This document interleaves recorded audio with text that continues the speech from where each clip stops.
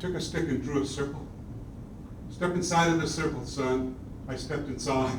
Close your eyes. I closed my eyes. Now the words I'm going to share were not the words he shared with me, but as I matured, how I grew to understand his words. With my eyes closed, I felt his hand on my heart. Look inside of your heart, son. What do you feel? I can't respond. I opened my eyes. He closed them again. Put his fingertips on my temples. Look inside of your heart, your mind, your body, your spirit. What do you feel, son? I couldn't respond. Boom! He clapped his hands. I'll tell you what you feel. Anger! You just lost your mother. Hate, because people have expressed hatred toward us. Jealousy, because we don't have anything of material value, but the jealousy blinds you, son. You don't see the good in other people. You don't see the good in other cultures. You have a whole lot of self-pity. All of those emotions will destroy you. Look deeper. Way down deeper where the dreams lie, son. Find your dream. It's the pursuit of the dream that'll heal a broken soul. All of a sudden, my arm is being stroked again. Boom! I'm back in Barcelona. Daddy, are you okay?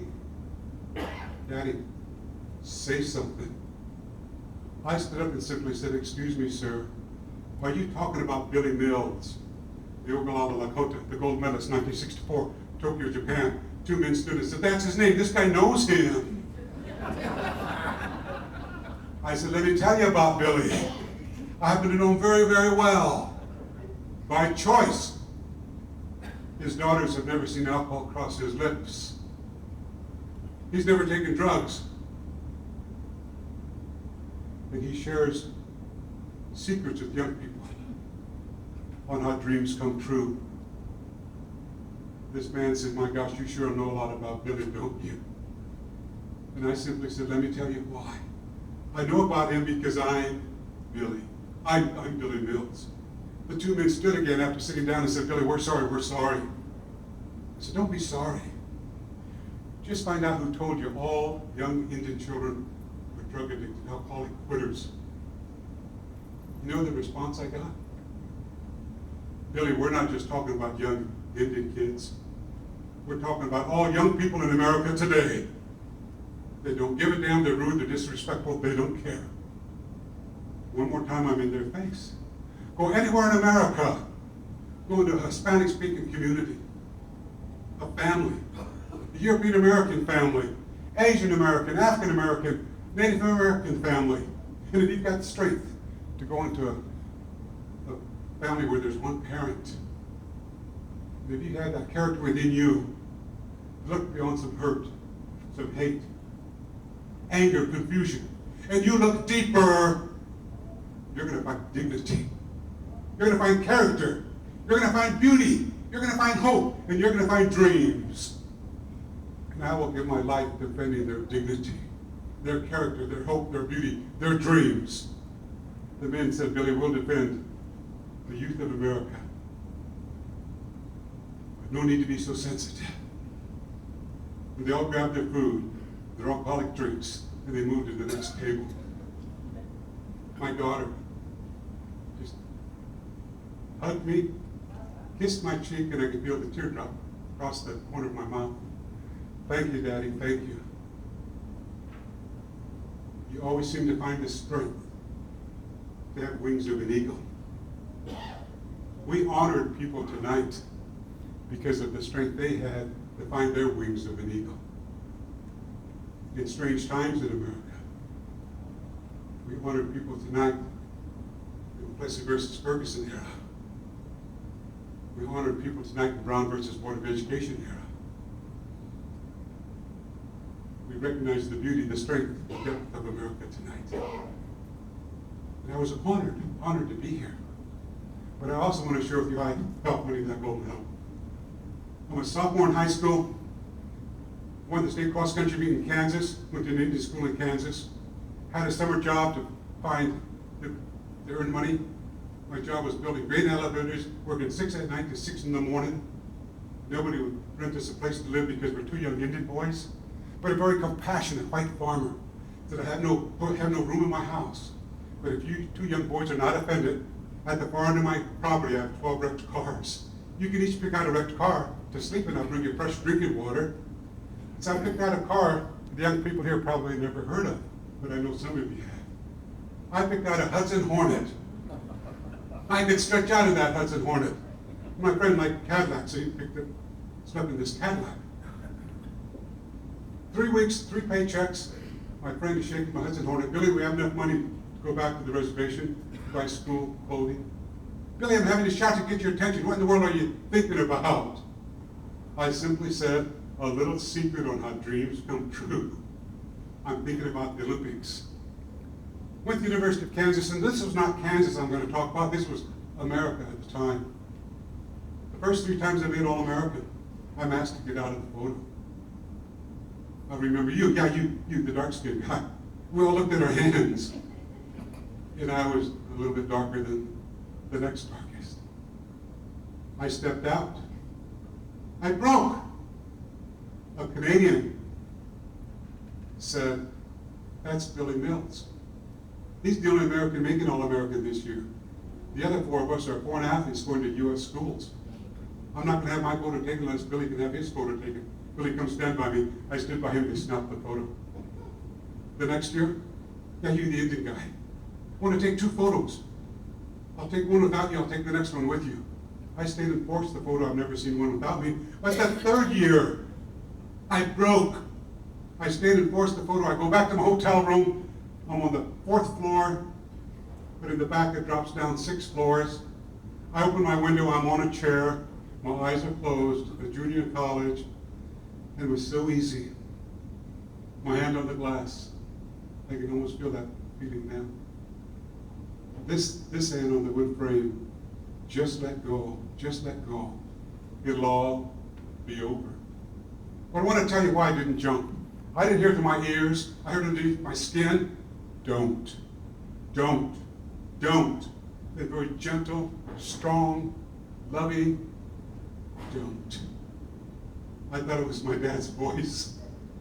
I got off the chair, and for the first time in my life, I knew I needed to have this dream to heal a broken soul. I wrote down gold medal 10,000 meter run.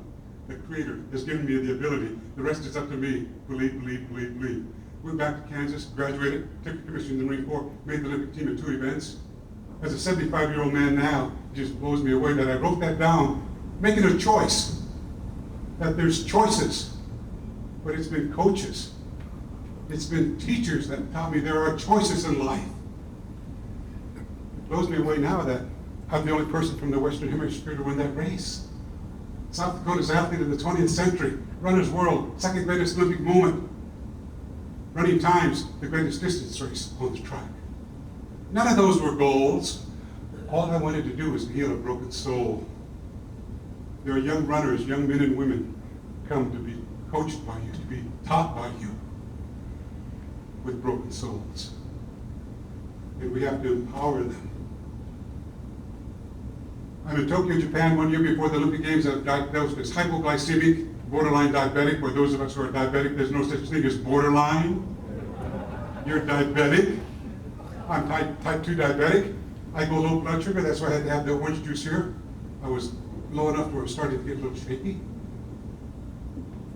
The race is underway, but I'm recalling early parts of the race as I'm going out of the village to get on the bus. There's a long-distance phone call. It's my sister from the reservation. Billy, I hope we're not bothering you. We love you. We've been praying for you. Regardless of what happens, we're proud of you, Billy. And then I heard, we're disconnected. But the simple thought, somebody back home is thinking about me. Somebody cares. Somebody believes in me. The confidence goes up. I got on the bus, and here's the aisle of the bus. Off over here is a vacant seat by Randy Madsen, shot putter from Texas A&M. Here's a vacant seat by a very beautiful young lady. No, I ignored Randy. I sat by the beautiful lady, and it was a big mistake. She spoke perfect English. She had a Polish uniform on. She saw the USA jersey, track shoes in my hands. USA. Yeah, USA. What event are you in? I'm in the marathon and the 10,000 meter run. Today's the finals of the 10,000. Today's your final.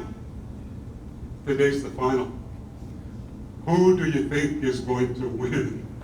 You don't ask somebody that. So somebody who grew up in a dysfunctional family, and dysfunctional himself, I could not respond except in silence. She said, who's going to win, Clark, the world record holder, or Peter Blitnikoff, the defending champion from Russia?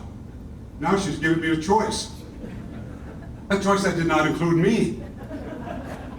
And that's the choice a lot of our young people receive in life. And who's there to provide them choices and to teach them the right choice? For me, it's been coaches, it's been teachers. Who's going to win, Clark or Blitnikoff? I did down as deep as I could, and I quietly came up with, I'm going to win. Then I quickly remembered the day before, standing in line for 2 hours to meet Percy Cerruti. Some of you know the name. I'm one person away from Percy Cerruti, and another person says, how do you think the Americans are going to do? And Percy Cerruti said, there's not an American alive tough enough to win the 10,000 meter run. The guy said, I agree, and he left, now it's my turn. I felt if I took the time to introduce myself, he'd take some of my power. So I said, excuse me, I have to leave, and I walked away. And I thought, well, that was a good choice. I felt maybe I was rude to him.